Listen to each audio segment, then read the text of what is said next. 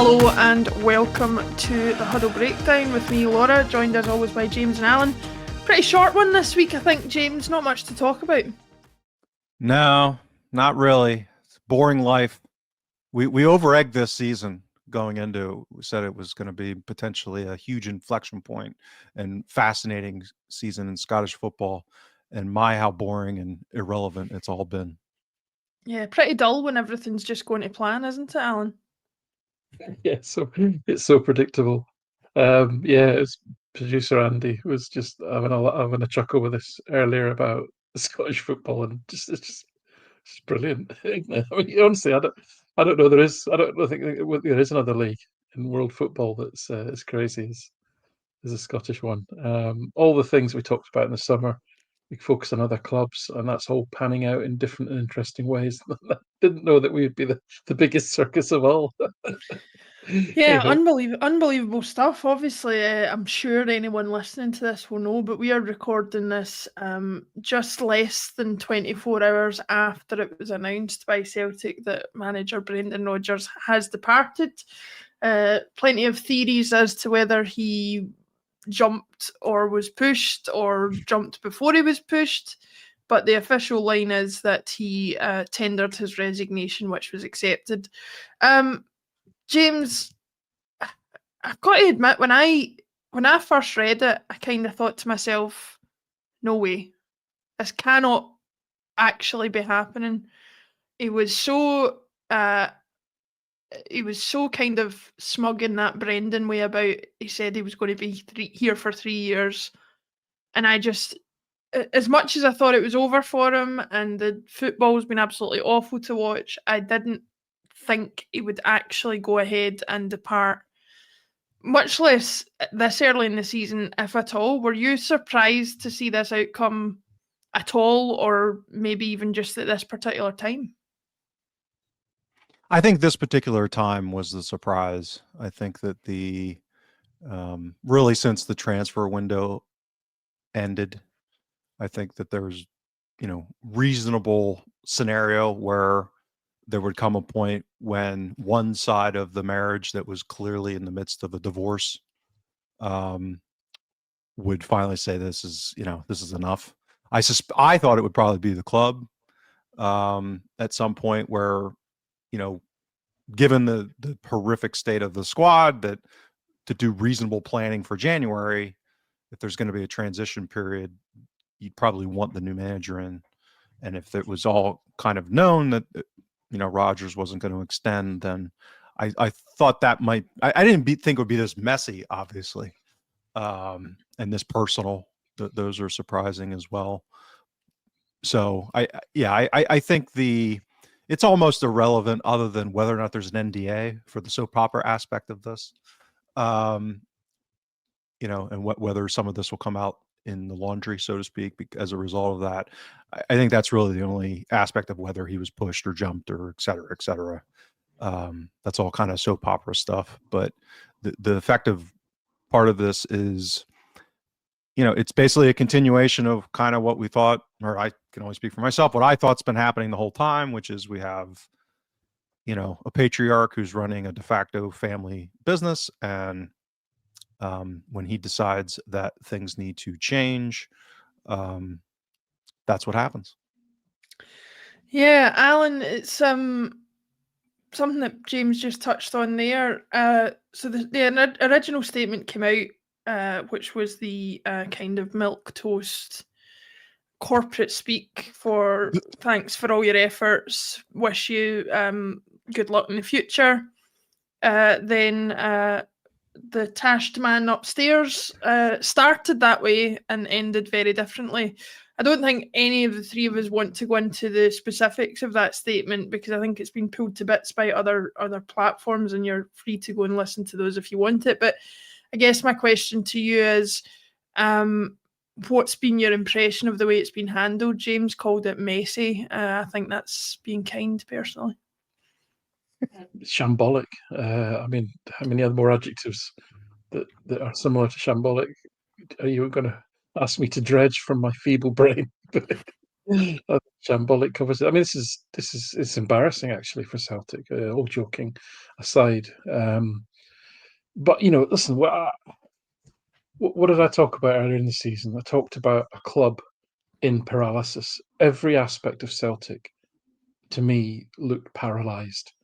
You had, a board that is beholden, as you say, to a minority shareholder who, providing the bottom line is solid, that he gets his dividend, and that Celtic rack up a few domestic trophies, everything's fine, and that's it. And as long as that's ticking along, nothing else happens. You've got a senior executive team who are there basically to take effort over. It's business as usual, business as usual, business as usual. They're not there to lead, to innovate, to propel the club forward.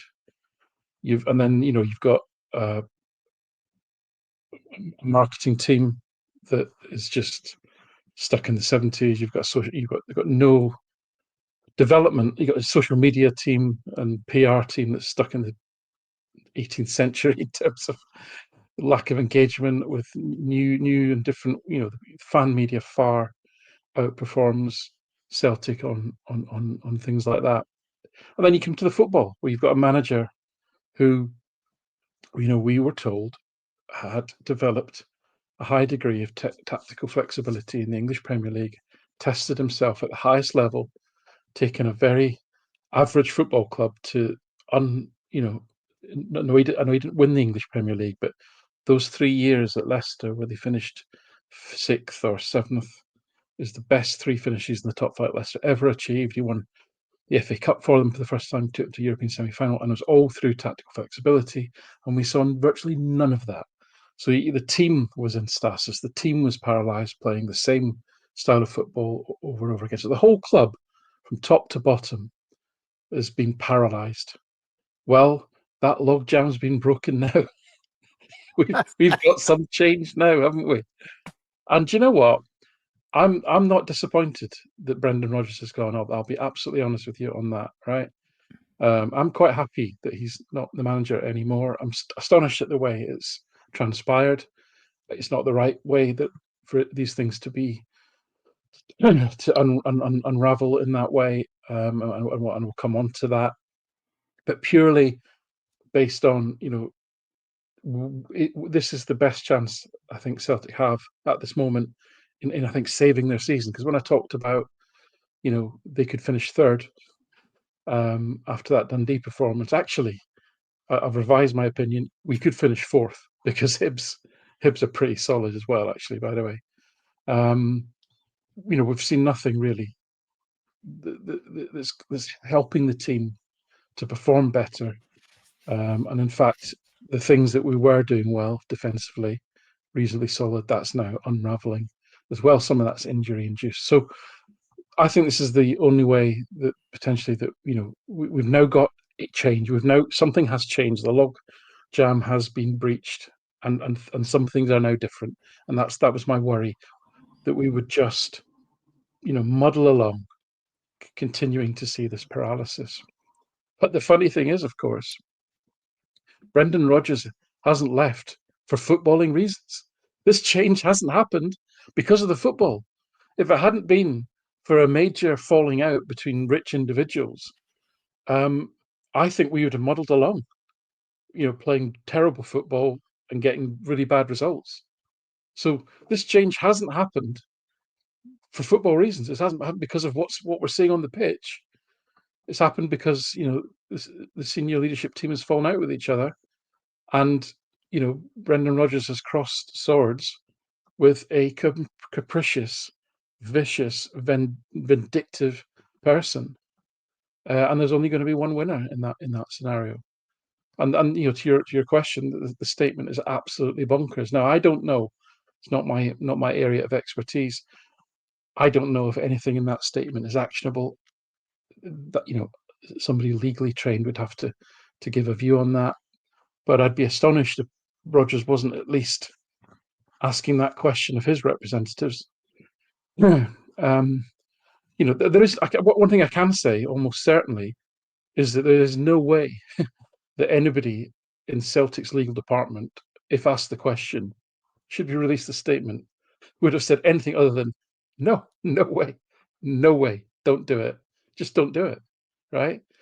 So this is an individual who has no executive authority at the football club, who's a minority shareholder, who's using the official club website to launch a stunningly vindictive attack on a junior employee relative to his station in the scheme of things. That is disgusting. Whatever you think of Brendan Rodgers, and as I say, I'm glad he's not the manager anymore, because I think it's the only way that we might see some improvement on the pitch. But you don't treat people like that. You don't treat anyone like that. So this is just appalling, really, and it's appalling that the club have allowed themselves to, be used in this way by such an individual. If anyone's in any doubt now, by the way, about where the problems lie at Celtic, I think this is a teachable moment. And I was thinking about this because, the Celtic collective, and the notions of, calling for people to be sacked and all this sort of thing. It's never sat completely comfortably with me, because mainly because, if you didn't have Nicholson and Mackay and Lowell even in role, you just have someone else in role who would be a similar empty suit that would have to do whatever the minority shareholder wants them to do. And therefore, I think this is a teachable moment in the sense that, is it now clear? Is everyone now on the same page that where the problem lies, right?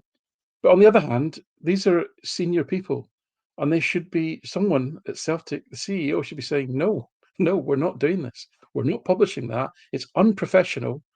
It could leave us open to legal action, potentially. I don't know. Again, I'd welcome expert views on that. And by the way, it's just not the right thing to do. But they haven't got either the ability or the organizational clout to even stand up. And therefore, I think, fair dues, yeah, they should go as well. If they're not prepared to do their jobs properly, even under pressure from senior stakeholders, if you're a CEO, part of your job is to say no to powerful people sometimes, and say, no, we're not doing that. That isn't right. That's not in the best interests of the company. Okay, and this isn't in the best interests of Celtic for that statement to have been released that way. So we've learned a lot, I think, and that's good. And I think people are now very clear where the issues are at Celtic. We've now got change, and we can talk about the football. What? Hopefully, at some point, I'm hoping, and what the impacts might be. But let's be in no doubt now. I think everyone now knows where we stand, and I think people have revealed themselves in public now. Yeah, I think putting my cards on the table, regardless of the fact, as it seems clear, Brendan didn't leave for footballing reasons or entirely footballing reasons. From my perspective, I'm in agreement with you, Alan, that I'm glad to see a change, if only because of the footballing reasons. The football we have watched this season has been at times tear-inducing. Is the only way I would describe it. Just mind-numbingly dull, and whether Martin O'Neill and Shaun Maloney can deliver something a little bit more exciting remains to be seen. But the fact is, it was never going to get better under Brendan Rodgers. So from that point of view, at least, I'm glad to see the change. Do you agree with that, James? Are you, from a footballing perspective alone, do you think the change is one that we can kind of get behind in hopes that there will be something better to come along? I think if there's a change agent involved, I think there's some optimism there. So right now, I mean, to me, it's this is similar to the fan collective, that first week after the window closed. It's easy to do the Jackson Pollock painting and see all of the positive potential paths. And then once things start to move along, reality kind of tends to slap us upside the head at times, and things get more complicated and difficult. And I think it's easy right now to kind of hope and see a change agent get hired, and that comes in and says, hey, maybe we should play our players in, the roles that they are best suited for, and put together a more coherent utilization of the limited and flawed squad. Right. So that is a scenario that could play out, and it's certainly what I'm hoping to take place. Whether I think it's the silly analogy I'll use, not analogy, metaphor, is it's like, you're playing poker and you bet big on that inside straight draw. Once in a while you're going to hit it, and yeah, man, it really feels good when that happens. But yeah, usually you don't hit an inside straight draw. And that's kind of where I think we're at. I mean, in this kind of mess, with what's going on, and like, I've been laughing. It's not to make light of all this, but it gets to a point where it's like gallows humor. Like, you have to laugh or you're going to cry. It's so ridiculous. And I mean, this is like a civil war purging that just took place. And this is not just the sacking of a manager or a resignation of a manager. This looks to me to have been a wholesale flushing of the toilet of what was going on at the club. I mean, the fact that John Kennedy's gone, pretty much anyone related to Brendan Rodgers that had a loyalist camp, to me, this looks like and we'll see what happens with the leadership team. To Alan's point, is, this is why I kind of think of this as a spoiled brat that's had a tantrum here and basically flushed the toilet to anyone who may have been having the audacity to tell him that he's not doing the smart thing. And that other people may have gotten to the point where they say, this is never going to change. Like, we're not going to get the positive internal changes that are required. And so I think that's like the gravity of this. I mean, there's just a tremendous gravity that this is a consolidation of power, almost, if you think about this like an autocratic perspective. In some sense, when you get a family business, that's what happens. I mean, when you have unipolar power structure and you have people that are trying to undermine that or do things in a different way, that's usually what they do. They purge and they flush the toilet. And that, to me, is kind of what this looks like. And that's what that statement reeked to me of, is that you had the audacity to question dear leader. You're gone. We're going to stick with it my way, and we'll put other people in place. So with that context, the idea that we're going to draw the inside straight draw and that Dermot Desmond's going to select someone who's going to come in and do what I described, it's possible. We lucked our way into Ange Postecoglou one time. Maybe we'll do it again. I'm not saying Ange. I'd be shocked. But this comes back to I would love it. Well, but this goes back to why all of this is so bad, particularly in the short to intermediate term, is that if you're a smart, ambitious, youngish, who the profile that Martin O'Neill referenced in his first press conference, and I think logically would be the way that a club like Celtic, when we talk about European peer group and who's doing smart, I mean, that's where we're slotted in the marketplace right now, to hire young, smart, up and coming managers, kind of like we should be doing with players. You do it with managers, as part of their career ascension. Who in their right mind with that profile would look at what's going on at Celtic right now and the context of Celtic in Scottish football and say, that's a good place for me to send my career? Go work with a meddling maniac billionaire owner, who's the de facto head of recruitment and football operations, who just treated the outgoing manager this way and is acting this recklessly. Why, ultimately it comes down to money. So somebody's going to take that check, but money and ego. Yeah. It'll come. Right. There's plenty of that to go around. Yeah. But, again, a lot of these young up and coming managers want to work inside a modern operation. It's not that they don't see this as the affront that people like Ange and Rodgers do, where they want all the control, the manager's God model. They actually want to get plugged into something that's functioning and really smart, because they understand where the industry is going. And again, this is not unique to football. This has happened for 25 years across different sports. That's how these things have been playing out. So the idea that we're going to attract, Kieran McKenna or so, I don't even know him that well, but I don't know if he fits that role. But that's that profile, that demographic. They're more and more going towards the exact opposite of the value proposition that Celtic are putting on offer, and that's what Desmond made clear in that statement, that is not changing.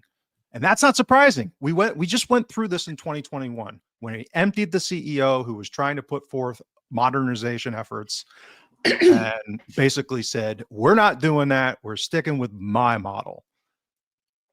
So this is, how many times this when we went over that thing over the summer, when I did my presentation, Laura, about the Maya Angelou quote to Oprah Winfrey, why does it take you 29 times to listen to the person telling you who they are?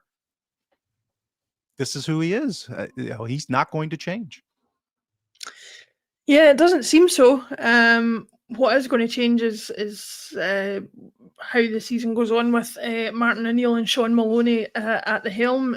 We will get to that in our thoughts on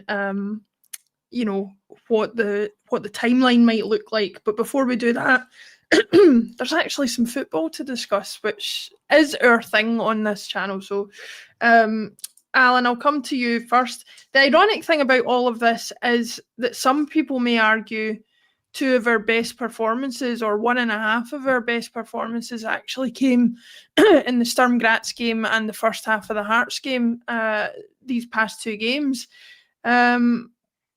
What were your overall thoughts from those games in terms of what you saw that might be encouraging for moving forward, even if it is without Brendan Rodgers? Yeah, well, I'm wondering if Sturm Graz are just really, really bad, actually. I mean, that you've got to go with the odds, I suppose.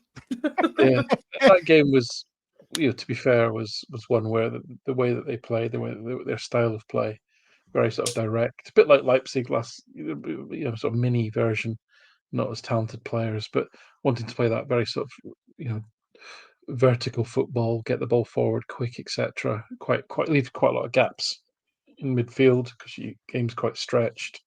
I think it kind of suits Celtic really.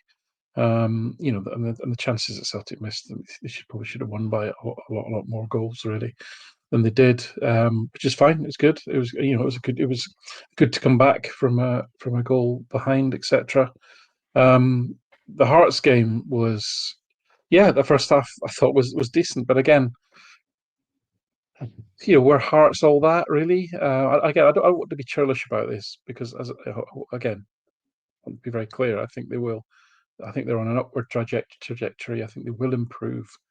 It was just interestingly, I was looking at the Huddle Stats Bomb data for the game, and all of the Tony Bloom, let's call them the Jamestown guys, all had the highest on-ball value scores.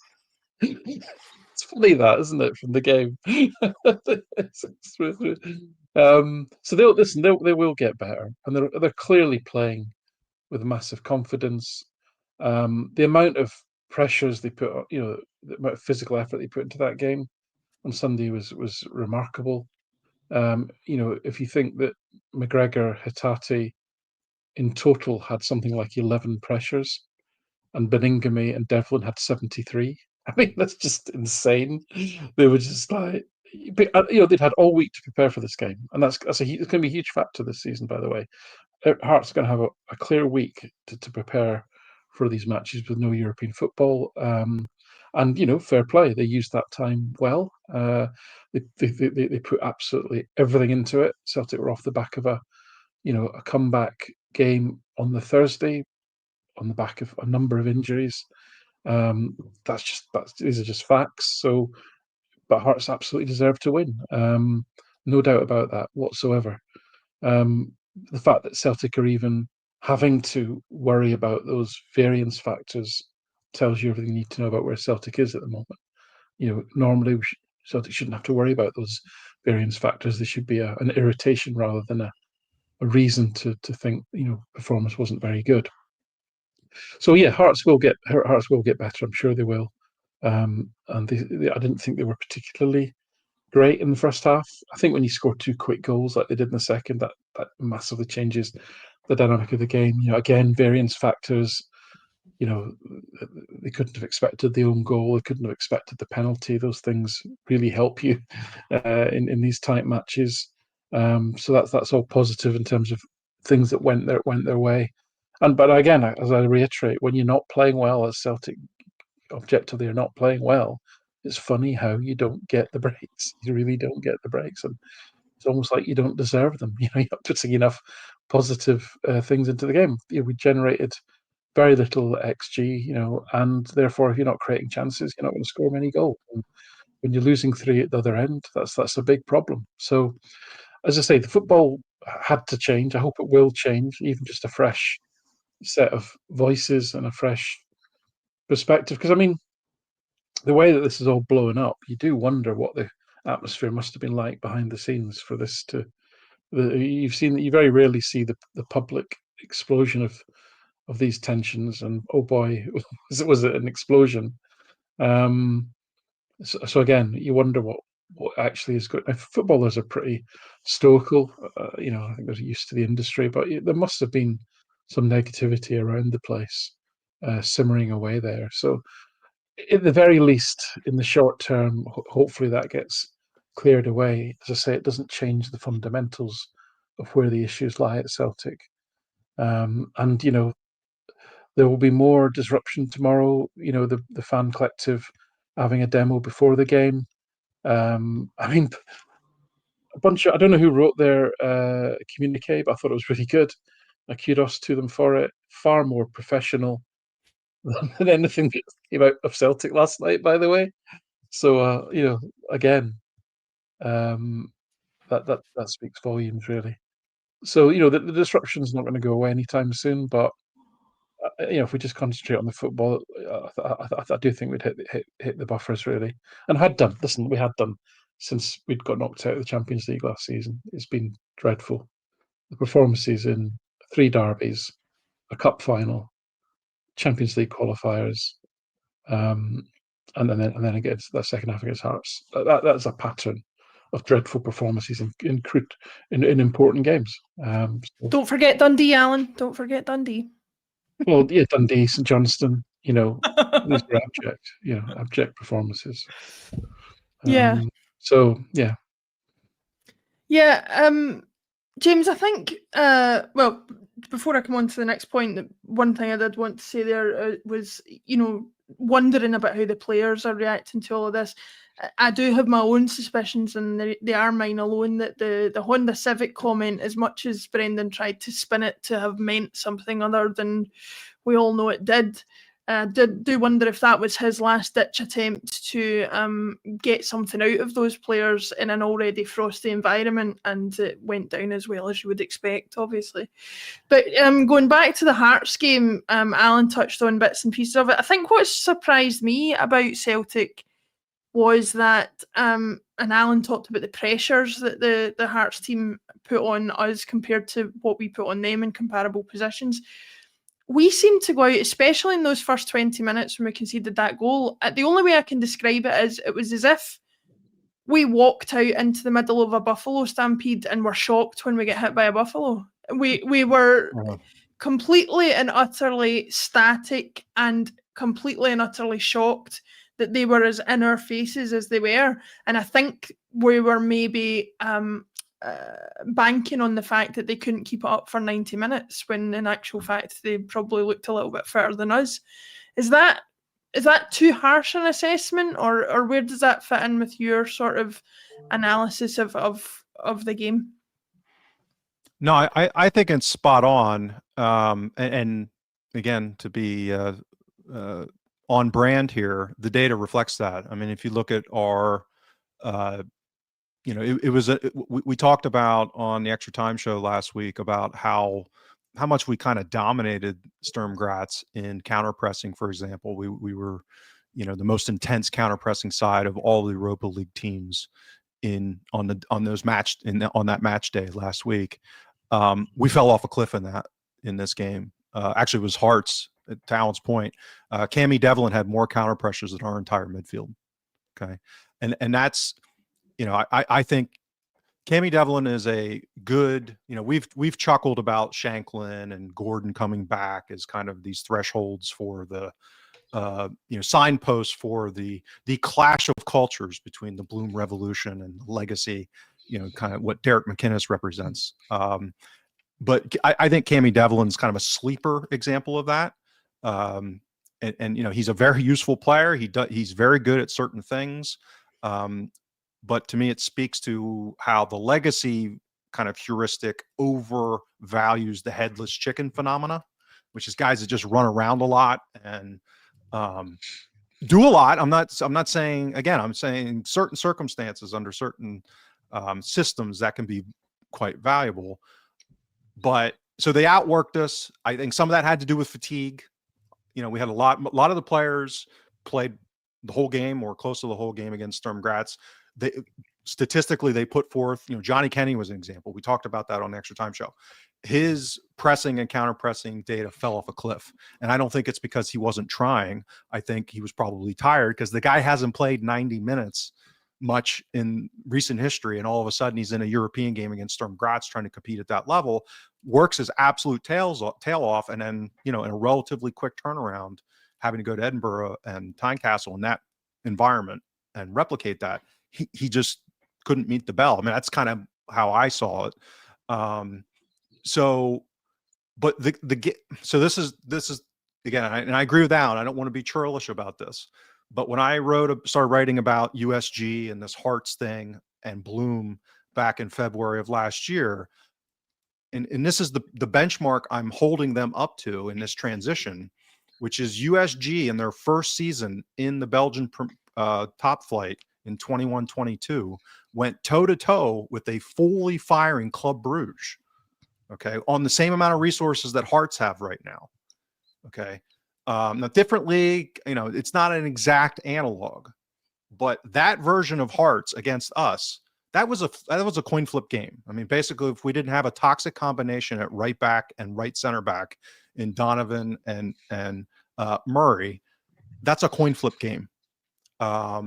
And that's at Tynecastle under pretty much the best conditions that they're going to get with a Celtic team who is in complete disarray, massive amount of injuries, horrific recruitment, and they're at a coin flip with that. And we're seeing that relative to their underlying performance data so far this season. It's good. It's a marginal improvement on last season. The underlying data I'm talking about, not about results, the stuff that Alan and I focus on. So yes, there's credit for all of that, but it's still massively underperforming their potential with all of these incredible players that they're signing, like Braga and Kisarides, who aren't being played, right? Because Cammy Devlin runs around a lot like a headless chicken. That's kind of my, tongue-in-cheek synopsis of what's going on. So that's kind of how I saw the game. And I my column this week, I did a 10 screenshot sequence of play synopsis of a period, I think it was in the 29th minute, where we just completely carved them open. I mean, there were gaping holes in their midfield the whole game. And they, again, to their credit, and McInnes's credit, they did make some changes at halftime to nullify McGregor, who was running roughshod all over them. So again, this comes back to, if you've done any work on Celtic in the last 12 months, what's the kryptonite, the Club Brugge game plan that we've been talking about for a year ourselves? It's like, if any teams do this, we're totally screwed tactically. Like, they've completely nullified us. And Hearts did almost none of that in the first half. Their game plan that they came into, their huge game that their manager cooked up, left them wide open where we were just carving them open. Our players didn't take advantage of it.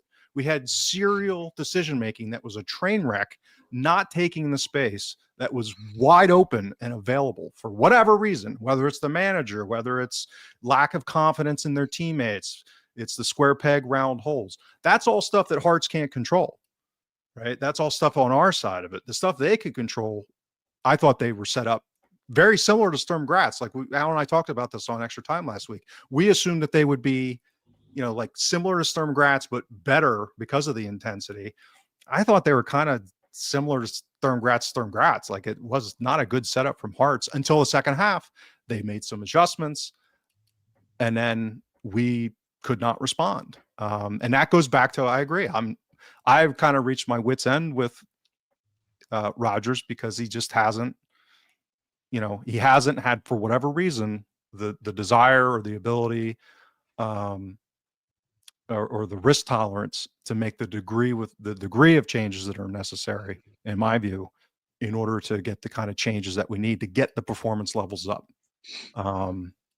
So this, I always talk about controllable versus uncontrollable factors.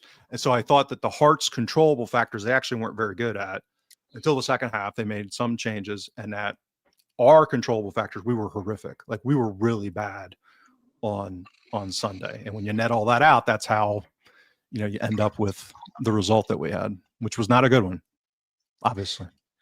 Certainly not. Looking ahead, Alan, to tomorrow night, as we record, so Wednesday night this week, we play Falkirk at home. Now, Falkirk are a team who I think we've all said at various points, I think we played them in the Scottish Cup last season, the League Cup earlier this season, that they have an ability to play an attractive brand of football, and they do have an ability to score goals. They're not necessarily going to be a team that comes and sits in against us. My concern is that we've been better equipped to deal with that in the previous two fixtures than we perhaps are going to be tomorrow. Is there any room for doubt, do you think, as to whether we can get away with this result, or is it maybe a little bit more comfortable than I'm worrying it will be? Well, the last three league games have been against the Rangers, against Motherwell, and against Dundee, and they've won 2 and drawn 1. And not only got better outcomes than we've got against those three opponents, but arguably played better in those matches. Certainly inarguable when you factor in the Dundee performance, and actually you factor in the performance at Ibrox, which was, again, I would classify as abject, really. So they've had a bit of injury issue at the back, so they're having to bring in some players who, and again, the only really two players they signed during the summer was a 35-year-old goalkeeper and a 38-year-old striker. The rest of the team is largely a side that's gone up 2 divisions, mainly. So what they have done is they've got some loan players from decent, like Manchester United, Swansea City, etc. Some decent clubs. And they've started now to integrate those, especially in the forward areas. So they've now got some young dudes, as James would say, playing in the front areas to supplement. Ross McKeever, who's we know his strengths. He'll run all day. He'll win flick-ons that he's got no right to win, etc. And he can score. And they've got Calvin Miller. Well, they've now got a couple of other young forwards that are, I think, pretty talented, and are now just sort of settling into their game. They've got a balance, they've got a settled midfield, and actually, again, sound a bit churlish, but their worst defender has got injured, and so they've had to replace them, which I think is an advantage. So so they're kind of settling in well. They seem to, based on the number of fouls and bookings they've had the last few games, my concern for them was they're maybe a little bit soft for the league, but I think they've kind of certainly not shown that in the last few games. They seem to have engaged in the battle quite vigorously. So this will be not an easy game. I think when we played them earlier in the season, they arguably played worse than they did when they were a championship side the year before. And they got a good 4-1 doing, which anyone getting beat 4-1 by the Celtic team at the moment, that's not good. So I think we're going to be facing a better version of them than what we faced earlier in the season, and we all know that Celtic are not in a good place, especially the injuries to key players and the more consistent players, compounding what is already a poor start for all the reasons that we've spoken about. So I think it'll be a tough game. Now, the only other thing I would add to that is that traditionally clubs like Falkirk in the league don't generally do well playing Saturday, Wednesday, or Tuesday, or whatever it is, 3 times a week. Essentially, they're not used to it. And I think Falkirk got an 89th minute winner, and it was a come from behind win against Dundee at home. If you look at the underlying data, it was kind of it really was a coin flip game, and they probably put a lot into that.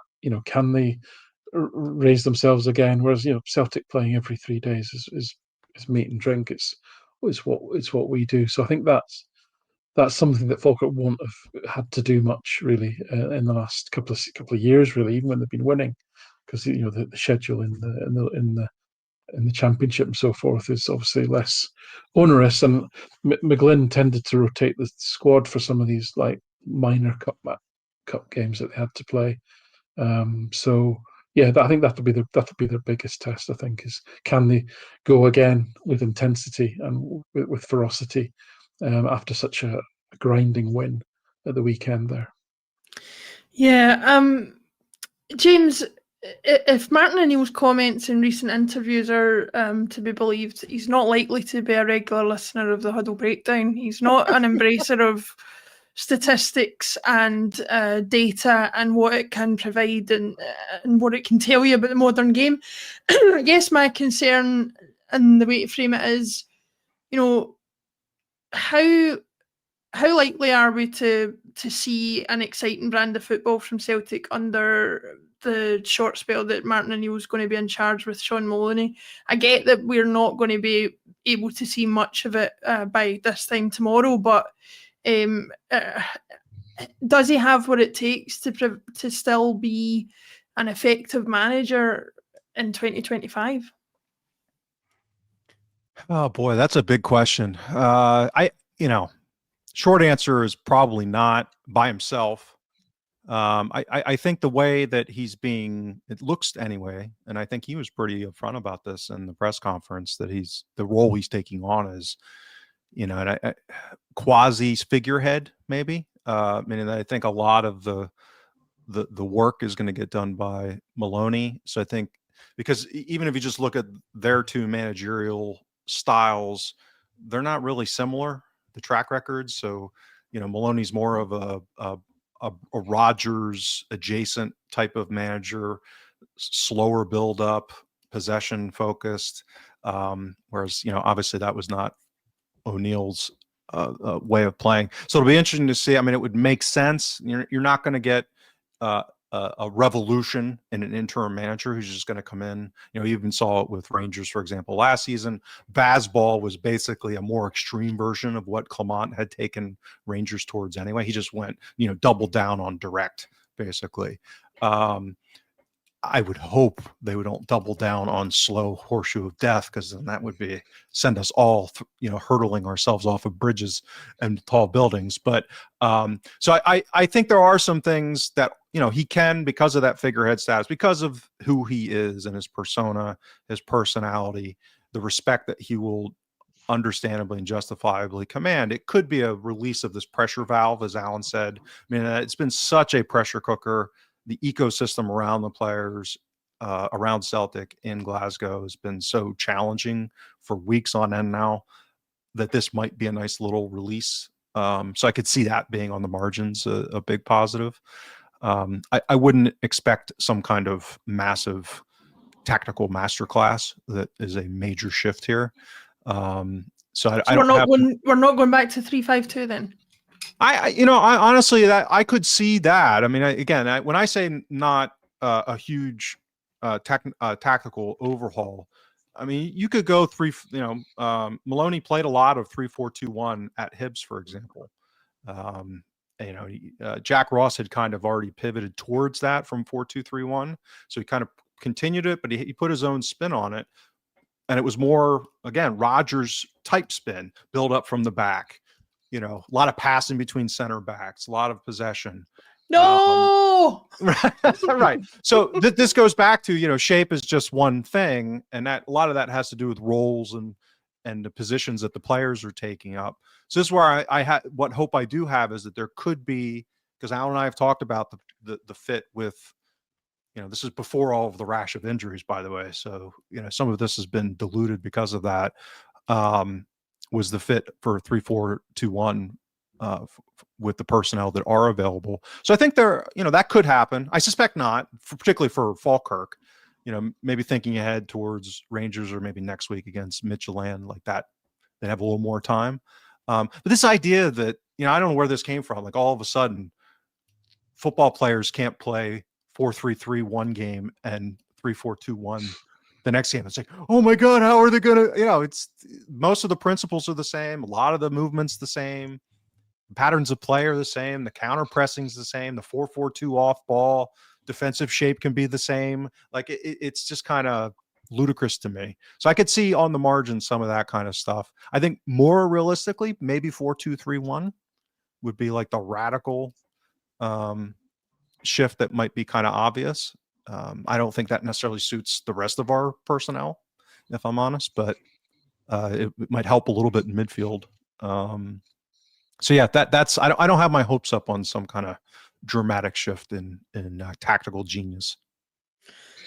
That being said, Alan, what is your summation of what would be a success for O'Neill and Maloney coming out of their however long their tenure is, assuming that they are, as they've both stated in the press conference, not looking for this to be any sort of long-term solution? I think O'Neill said it. He's got to win football matches. That's really what it comes down to. And I suspect if Celtic are winning football matches, that will get people on side. I mean, we're kind of moved from David Brent to your daft old uncle and the very earnest little nephew. It's quite hilarious. That was the kind of shtick they gave off in the press conference, which might be amusing. But again, it'll only be amusing if we win football matches. It'll very quickly not be amusing if they don't win football matches. I mean, Martin O'Neill was never one for spending a lot of time on the training pitch for tactical kind of nuance.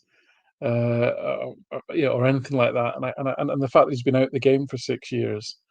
I mean, half the players in the Celtic squad weren't even born when he was manager of Celtic, for God's sake. I mean, I'm sure a lot of them are going to look at him and like, who the hell are you? Sort of thing, I was thinking about that today. I thought to myself, this is going to be really surreal for, a Celtic fan like Luke McCowan to be getting managed by Martin O'Neill. And then I thought, probably doesn't remember him as manager at all. He wasn't born. Yeah, it's 25 years ago. It's Yeah. So that's going to be odd. So I think actually, I agree with James that this smacks of the. Ironically, we've now gone down the road that they wanted at Ibrox of having this mythical figurehead that they kept talking about. And whereas I would have been happy with a Danny Roll type, young, upcoming, get them on the way up type manager. We've now got this figurehead as probably as protection for young Maloney, who I think whose talents. I mean, Shaun's a smart young fellow, but I don't want to be unfair here, but I don't think he's got the kind of gravitas to run a top flight dressing room. I might be being very unfair here. So if Martin wanders in and does the kind of the big speech before the game type of thing, and is there as being the sort of the steady hand, then maybe that's the thinking behind it. But again, we're ignoring the fact, we've kind of jumped over the fact that, as Martin O'Neill said in the press conference, Dermot Desmond phoned him and offered him the job. That's not his role. He has got no right to do that at Celtic. He's a non-executive director. So again, whatever happens, we're still at the behest of this capricious and vindictive individual, unfortunately. So I don't know. Listen. It was all good knockabout stuff today, and I think don't underestimate the power of if the environment is just a bit more light-hearted, a bit more relaxed at Lennox Town. That is a good thing. And if players feel a bit of a weight off the shoulders, someone like Martin O'Neill there to sort of take some of the, with experience, take some of the pressure off them, essentially. Because there should be no pressure on interims. And O'Neill will be laser foot. O'Neill doesn't want to come back and lose football matches. So let's be very clear about that as well. And for all his bonhomie and knockabout fun in the press conference, he will not want to lose football matches. So especially not Sunday. Well, yes. Yeah, we're not even go there yet. So I don't honestly know. We all know we've arrived here at an imperfect process. We don't really know how players will respond to probably the likelihood that Shaun Maloney will be leading training. Really, again, we've not even mentioned. Well, I mean, James mentioned it in passing there about that Kennedy and O'Driscoll and Jack Lyons have all left as well. I mean, that is there's a story there, because that took me even more by surprise than Rodgers leaving. I thought Kennedy would be carried out in a box, if I'm honest with you. I'm not being flippant there, obviously, but I mean, and it isn't. I don't think it is healthy. I mean, you can have someone like John Clark, bless him, being the kit man for 30 years, and that's absolutely fine. That becomes part of the DNA of the club. But I think having the same head coach, lead coach for all the time that he's been there, it's unhealthy. So at least this is going to force freshness about the team, which is what it badly needs. That's the only hope I'm clinging on to, because I have no idea if this will be coherent. To bring back someone who hasn't actually worked in the game for 6 years, and I'm glad he was asked the question about recruitment and all that, and he just batted off saying, "Not my job." Exactly. Because does he even know any agents anymore? Does he speak to any? Does he even know who the other managers are? How's he going to, So let's put that nonsense to bed. But you never know. Well, and so real quick, I mean, the other just reality of this. So if again, go back to the spreadsheet shagging aspects here. We always talk about the non-penalty XG1 difference of threshold of 1 being the danger zone where you get into variance, and where game to game it's very easy to drop points. Well, Falkirk are right around break even on non-penalty XG. They're right mid-table in the league. That's better than Motherwell. It's better than Dundee United. It's better than they're right there, and we're well under 1 now, and that's before all these catastrophic injuries. That's before this risk. And again, we're hoping that this change is going to be a positive one on the margins, but that doesn't mean it's going to be. Okay. So we're already operating well below potential within the danger zone, where every single game against a reasonably coherent, even domestic opposition opponent, we could drop points. That's where we're at. And at, losing Carter Vickers to, we don't know the details, but looks like it could have been a reckless, leaving a guy on who shouldn't be on, Achilles rupture. He's done for the season. You've got poor Dane Murray coming off, and I mean that from a human level, coming off of a just catastrophically bad individual performance at Tynecastle in a rough situation with Donovan next to him. No right wing. Striker situation in a complete mess. Other players who don't want to be there. Like this is a complete mess that they're inheriting. So again, the idea that they're going to come in and wave a magic wand, that I think Dermot Desmond probably thinks that based off his public speaking or comments about Martin O'Neill's first tenure, that he has magic powers to basically, motivate players. I think he's betting on that. And I think, the fear is that all these other actual, footballing reasons may mute that superpower a little bit. So I think we should keep our expectations reasonable. Speaking of which, here's what's going to happen. We're going to go 3-5-2. Inamura is going to be the left wing back. Shin Yamada and Callum Osmond up front, and both of them are going to get a hat-trick. That's what's happening tomorrow night. That's me keeping it as reasonable as I'm willing to keep it.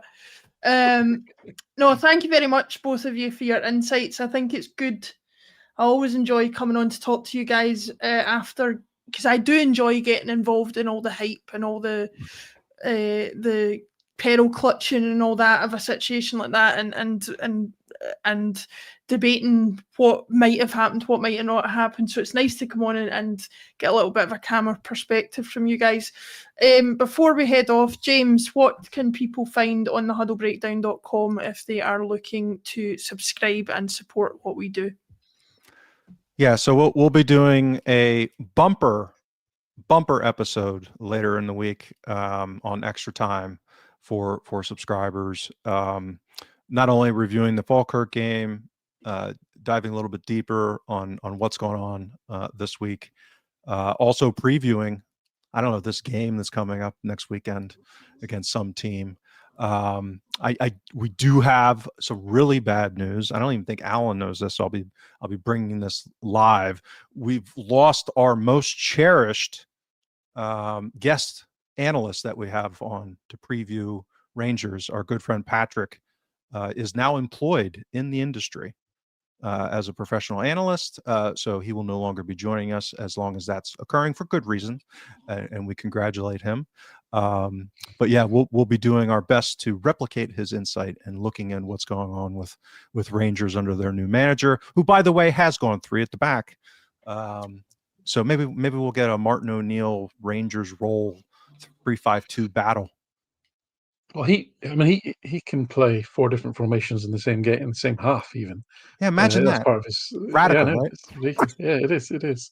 Just to add to what James has said, just a bit of a mea culpa from myself. I've been away, a bit of a holiday the last 5 days, so I'm a bit behind on some of the regular features such as stat packs and so forth. So bear with me. I will catch up. I'm aware that I've kind of missed the news cycle on when I published the Sturm stat pack. I think things have moved on a little bit since then, but I'm sure a lot of people that watch the show are completists like me, so I'm sure they'll appreciate it anyway. But we'll get there eventually.